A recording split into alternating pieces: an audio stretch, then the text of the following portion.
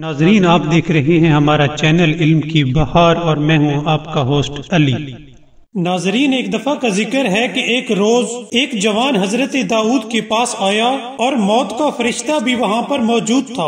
موت کے فرشتے نے حضرت داؤد کو بتایا کہ یہ جوان 7 دن کے بعد مر جائے گا اور میں 7 روز بعد اس کی روح قبض کروں گا۔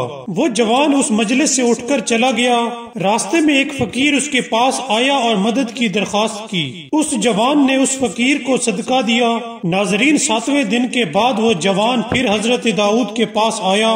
حضرت داؤد نے حیرت سے اسرائیل سے پوچھا، کیا تم نے نہیں کہا تھا کہ 7 روز بعد یہ جوان مر جائے گا؟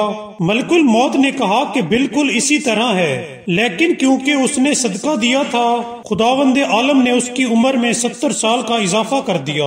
ناظرین، رسول اکرم نے فرمایا کہ جب صدقہ کسی کے ہاتھ دیا جاتا ہے تو صدقہ اپنے دینے والے کو مخاطب کر کے کہتا ہے کہ میں تمہارا دشمن تھا، تم نے مجھے اپنا دوست بنا لیا اور تو میرا نگہبان اور محافظ تھا، لیکن اب میں تیرا نگہبان اور محافظ ہوں۔